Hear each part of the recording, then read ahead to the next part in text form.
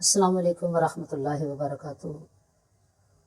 ماہ رمضان کا پہلا عشرہ اپنا سفر تیزی کے ساتھ طے کر رہا ہے اور ہم بہت سی نیتیں کرنے کے باوجود کچھ حاصل نہیں کر پا رہے۔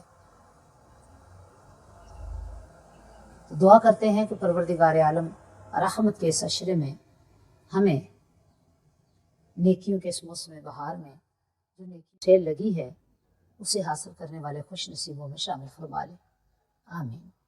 تو کیوں نہ ہم اس طرح کی نیکیاں، اس طرح کا اپنی اصلاح کریں کہ وہ کم وقت میں زیادہ ثواب حاصل کرنے کا باعث بن سکے۔ وہ ثواب کیسے حاصل کر سکتے ہیں اور کیوں کر خوش نصیبوں میں شامل ہو سکتے ہیں، اس کے لیے لازماً آپ کو ہماری ویڈیو اینڈ تک دیکھنا ہوگی۔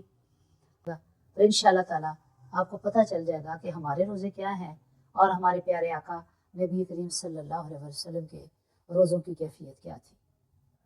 آقا علیہ الصلوۃ والسلام جب روزوں کی فرضیت کا حکم آیا تو آپ نے روزے اس طرح سے رکھے کہ روزوں کا حق ادا کر دیا۔ پیارے آقا مدنی تاجدار صلی اللہ علیہ وآلہ وسلم نے روزوں کے اندر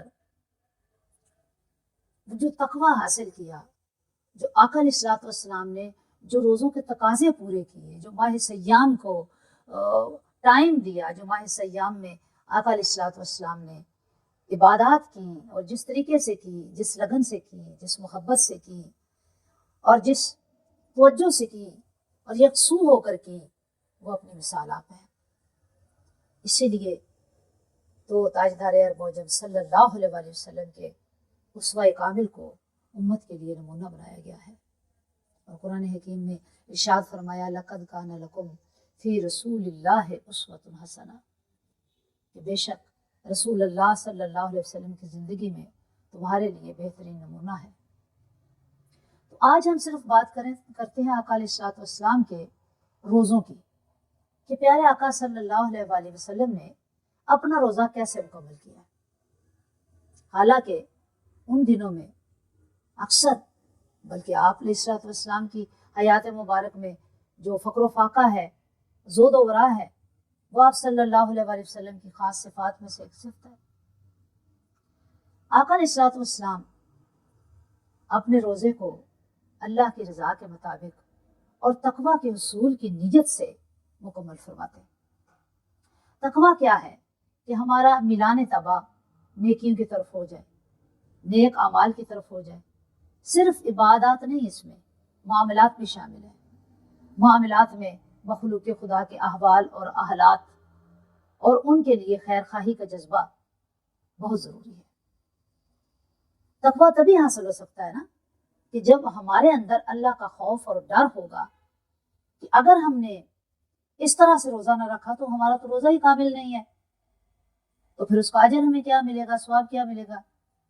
تو یہ ڈر اور خوف تقویٰ کی بہترین کیفیت ہے، اور اسی لیے فرمایا ان اکرمکم عند اللہ اتقاکم، اللہ کے نزدیک سب سے زیادہ شخص وہ ہے جو تم میں سب سے زیادہ پرہیزگار ہے۔ تو پہلی بات تو یہ کہ پیارے آقا صلی اللہ علیہ وآلہ وسلم نے روزے اللہ کی رضا کے لیے رکھے، دکھاوے کے لیے نہیں رکھے، اور اللہ رب العزت کے طرف سے اس عبادت کو اس طرح ادا کیا کہ عبادت بھی کہہ اٹھی کہ ادا کرو تو ایسے کرو۔ پھر دوسری آپ کی خوبی جو روزوں کے اندر تھی، آپ تاخیر فی السحر کیا کرتے، سحری آخری لمحات میں کیا کرتے، یعنی جب روزے کا وقت اپنی آخری حدوں کو چھو رہا ہوتا تو اس وقت آقا علیہ الصلوۃ والسلام سحری فرمایا کرتے، جو بھی گھر میں میسر ہوتا تھا۔ فاقے سے مراد کہ سیدہ عائشہ صدیقہ رضی اللہ تعالیٰ عنہ کہتی ہیں کہ ہمارے گھر میں اکثر دو چیزیں ہوتی، ایک سفید اور سیاہ۔ پوچھا گا وہ کیا؟ کہا کھجور اور پانی، یعنی کھجور کھا کر اور پانی پی کر روزہ رکھ لیتے اور اسی طرح افطار کر لیتے۔ آج ہمارے حالات کیا ہیں کہ ہمارے ٹیبل پر کتنی ڈشیں سجی ہوتی ہیں، ہمیں فکر نہیں ہے ہمارے ساتھ والے ہمسائے نے افطاری میں کیا بنایا اور کیا نہیں بنایا۔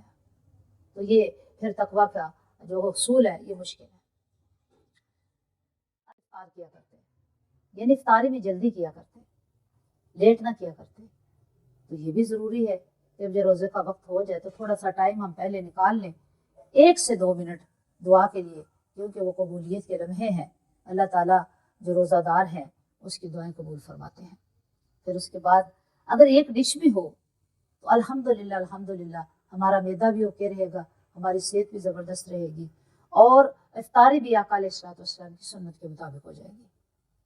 اب تیسری بات، آقا علیہ الصلوۃ والسلام کے پاس ہر رات جبریل امین دورہ قرآن کرنے کے لیے آیا کرتے، یعنی قرآن کلاس ہوتی، اور آقا علیہ الصلوۃ والسلام جبریل کے ساتھ مل کر قرآن کا دور کرتے. تو ہمیں بھی تو چاہیے نا کہ ہم روزانہ قرآن پاک کا دور کریں، قرآن کلاس لیں اور قرآن حکیم کو سمجھیں کہ آخر یہ چٹھی اللہ کی طرف سے آئی ہے تو اس میں کیا لکھا ہے. کوئی لو لیٹر ہو تو ہم کتنی محبت سے پڑھتے ہیں، تو یہ اللہ پاک کی طرف سے لو لیٹر ہے جس کو ہم نے انتہائی یکسوئی اور محبت سے پڑھنا بھی ہے، سمجھنا بھی ہے، اور اس کے مطابق اپنے آپ کو ڈھالنا بھی ہے، اپنی اصلاح بھی کرنی ہے انشاءاللہ. پھر آقا علیہ الصلوۃ والسلام نوافل کی کثرت کیا کرتے. پیارے آقا نے نفل پڑھے ہیں روزے کی حالت میں، اور کثرت سے پڑھے. اس میں نماز تہجد ہے، نماز اشراق ہے، نماز چاشت ہے، نماز اوابین ہے، نماز تراویح ہے، اور اس کے ساتھ فرضی نمازیں ہیں.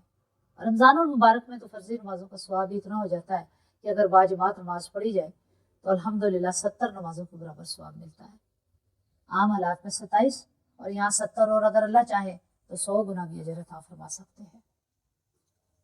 پھر پیارے آقا صلی اللہ علیہ وسلم نے اپنے روزوں میں سخاوت بہت کی ہے، صدقہ و خیرات بہت کیا ہے.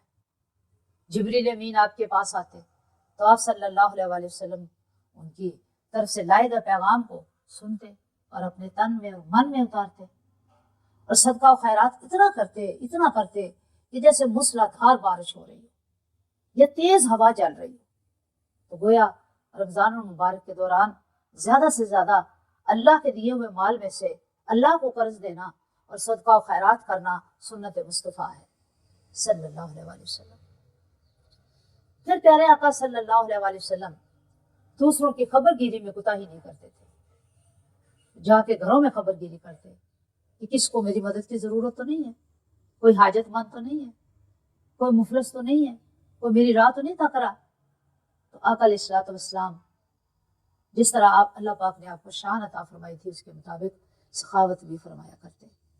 تو ہم دعا کرتے ہیں کہ پروردگار عالم ہمیں اپنے روزوں کو تاجدار کائنات صلی اللہ علیہ وسلم کے روزوں کے مطابق گزارنے کی توفیق عطا فرمائے، تاکہ جنت میں جب جنتی داخل ہوں اور آقا علیہ الصلوۃ والسلام کی شفاعت کا وقت آئے تو روزہ پکارے کہ ہاں مجھے اس طرح سے رکھا گیا اور میرا حق ادا کیا گیا.